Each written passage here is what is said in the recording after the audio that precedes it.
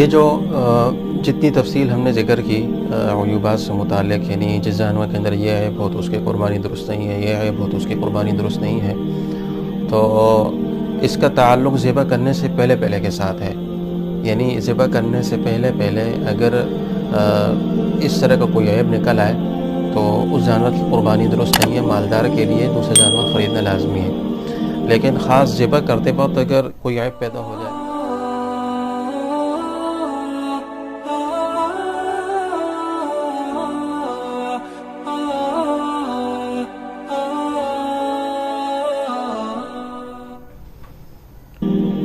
بسم اللہ الرحمن الرحیم، نحمدہ ونصلی ونسلم علی رسولہ الکریم، اما بعد.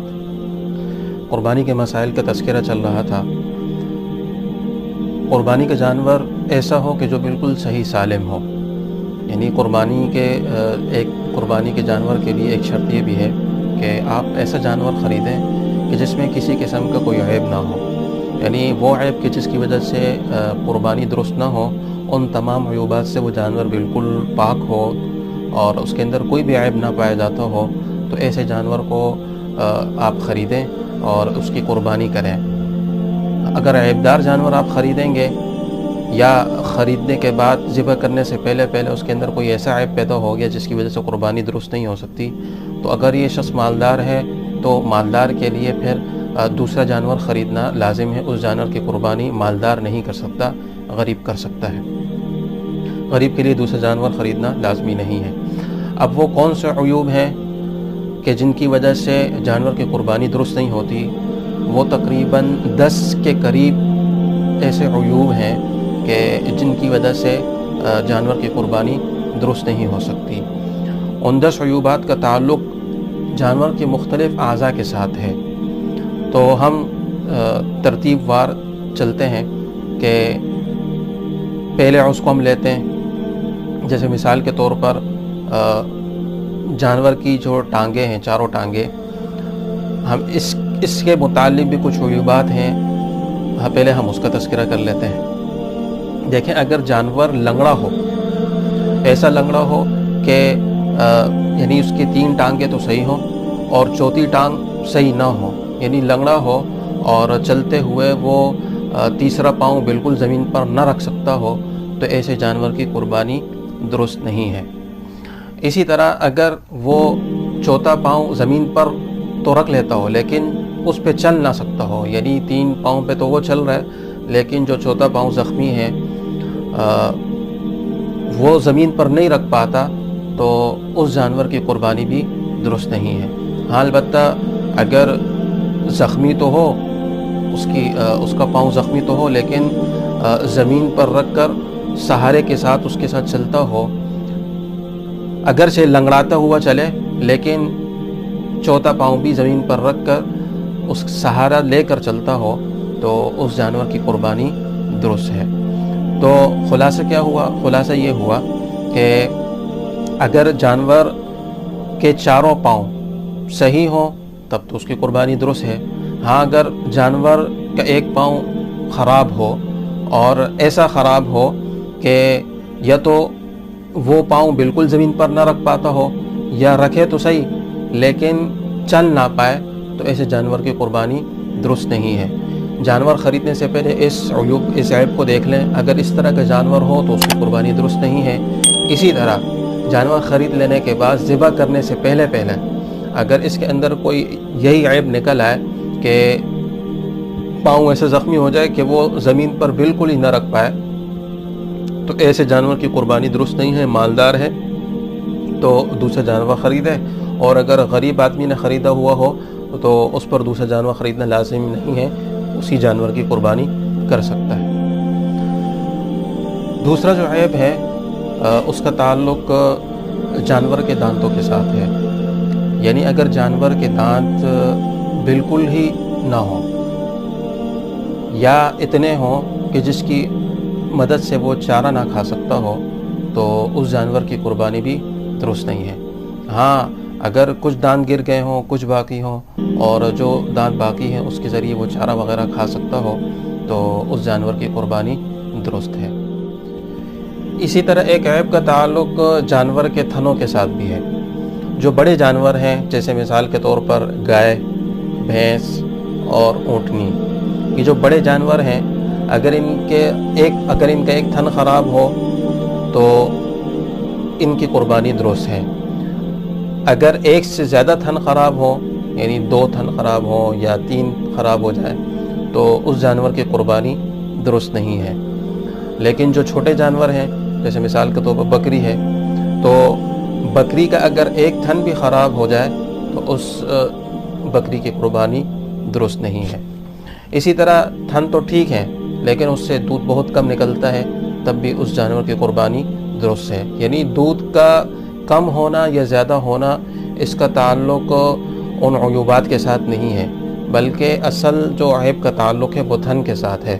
تو جو بڑے جانور ہیں ان کا ایک تھن خراب ہو تو گنجائش ہے، 2 خراب ہو جائے تو پھر اس کی قربانی درست نہیں ہے۔ لیکن جو چھوٹے جانور ہیں جیسے بکری ہے، اگر اس کا ایک تھن بھی خراب ہو جائے تو اس بکری کی قربانی درست نہیں ہوگی۔ اسی طرح جس جانور کی آنکھ خراب ہو، یعنی اس کی جو بینائی ہے وہ ختم ہو چکی ہو، تو اگر بینائی 1/3 حصے سے کم ہو، یعنی ختم ہو چکی ہو، تو اس کی قربانی تو درست ہے۔ لیکن 1/3 یا 1/3 سے زیادہ اس کی بینائی جا چکی ہو تو اس جانور کی قربانی درست نہیں ہے۔ اسی طرح اندھے جانور کی قربانی بھی درست نہیں ہے اور کانے جانور کی قربانی بھی درست نہیں ہے۔ 1/3 سے کم اگر اس کی بینائی جا چکی ہو تو اس جانور کی قربانی درست ہے، اور اگر 1/3 یا اس سے زیادہ جا چکی ہو یا جانور اندھا ہو یا کانا ہو تو اس جانور کی قربانی بھی درست نہیں ہے۔ اسی طرح جس جانور کے پیدائشی طور پر سینگ نہ ہو یا ہوں لیکن اس کے بعد ٹوٹ جائیں تو اس جانور کی قربانی بھی درست ہے، یا بالکل چھوٹے سینگ ہو تب بھی اس کی قربانی درست ہے۔ ہاں البتہ اگر اس کے جو سینگ ہیں بالکل جڑ سے اکڑ جائے کہ اندر کا بالکل جو گودا ہے وہ ختم ہو جائے تو ایسی صورت میں اس جانور کی قربانی درست نہیں ہے۔ دوسرا جو عیب ہے وہ جانور کی دم کے ساتھ ہے، یعنی اگر کوئی ایسا جانور ہو کہ جس کی دم بالکل ہی کٹ گئی ہو تو اس جانور کی قربانی بھی درست نہیں ہے۔ اسی طرح اگر جو جانور ہے اس کی دم 1/3 سے زیادہ کٹ چکی ہو، 1/3 سے زیادہ اگر کسی جانور کی دم کٹ جائے تو اس جانور کی قربانی بھی درست نہیں ہے۔ ہاں اگر 1/3 سے کم ہے تو اس جانور کی قربانی درست ہے۔ اسی طرح جس جانور کی ناک کٹ گئی ہو تو اس جانور کی قربانی بھی درست نہیں ہے۔ ہاں بعض جانور جو بہت زیادہ مست ہوتے ہیں تو یہ جو قربانی والے ہوتے ہیں کسائی وغیرہ، تو وہ اس کی جو جانور کی ناک ہے اس میں رسی وغیرہ ڈال دیتے ہیں تو اس کی وجہ سے کوئی فرق نہیں آئے گا، اس کی قربانی درست ہے۔ لیکن بالکل ناک ہی کٹ جائے تو اس جانور کی قربانی درست نہیں ہے۔ اسی طرح جس جانور کی زبان آدھی سے زیادہ کٹ جائے تو اس جانور کی قربانی بھی درست نہیں ہے۔ ہاں آدھی سے کم اس کی زبان کٹ گئی ہو تو اس جانور کی قربانی درست ہے۔ اسی طرح بہت ہی زیادہ کمزور جانور، ایسا کمزور جانور کہ جس کی ہڈیوں میں گودا نہ رہے، بالکل ہڈیوں کا ڈھانچہ ہو، تو اس جانور کی قربانی درست نہیں ہے۔ ہاں اگر تھوڑا بہت صحت مند بھی ہو، تھوڑا بہت مطلب بہت زیادہ، ایک تو بالکل فربا جانور ہوتا ہے، اس کے مقابلے میں بالکل کمزور سے جانور ہے، تو کمزور جانور کی قربانی تو درست ہے۔ یعنی ان دونوں کو اگر کمپیئر کریں تو جو فربا جانور ہے، موٹا تازہ جانور، اس کی قربانی کرنا بہتر ہے اور اس کی قربانی درست ہے۔ لیکن اگر اتنا دبلا پتلا ہو کہ اس کی ہڈیوں سے گودا ہی ختم ہو چکا ہو تو اس جانور کی قربانی درست نہیں ہے۔ اسی طرح جو حاملہ جانور ہے اس کی قربانی بالکل درست ہے، کر سکتے ہیں۔ خصی جانور کی قربانی بھی درست ہے۔ حاملہ جانور جو ہے اس کی قربانی درست ہے لیکن بہتر نہیں ہے۔ لیکن اگر ذبح کرتے وقت اس کا بچہ بھی زندہ نکل آئے تو اس وقت جو ہے نا وہ اس بچے کو بھی ذبح کر دیا جائے گا۔ یہ جو جتنی تفصیل ہم نے ذکر کی عیوبات سے متعلق، یعنی جس جانور کے اندر یہ عیب ہو تو اس کی قربانی درست نہیں ہے، یہ عیب ہو تو اس کی قربانی درست نہیں ہے، تو اس کا تعلق ذبح کرنے سے پہلے کے ساتھ ہے. یعنی ذبح کرنے سے پہلے اگر اس طرح کا کوئی عیب نکل آئے تو اس جانور کی قربانی درست نہیں ہے. مالدار کے لیے دوسرا جانور خریدنا لازمی ہے. لیکن خاص ذبح کرتے وقت اگر کوئی عیب پیدا ہو جائے، جیسے مثال کے طور پر ذبح کرتے وقت جانور کی ٹانگ ٹوٹ جائے یا کٹ جائے، تو ذبح کرتے وقت یہ جو عیب پیدا ہوا ہے یہ معاف ہے، اس کی وجہ سے قربانی پر کوئی اثر نہیں پڑے گا، قربانی درست ہو جائے گی. یعنی ذبح سے پہلے جو عیب نکلا ہے اس کی وجہ تو قربانی درست نہیں ہوگی. خاص ذبح کرتے وقت اگر کوئی ایسا عیب نکلا ہے جس کی وجہ سے قربانی نہیں ہو سکتی، تو اس کی پھر گنجائش ہے، آپ کی قربانی درست ہو جائے گی، دوسرا جانور خریدنا لازمی نہیں ہے.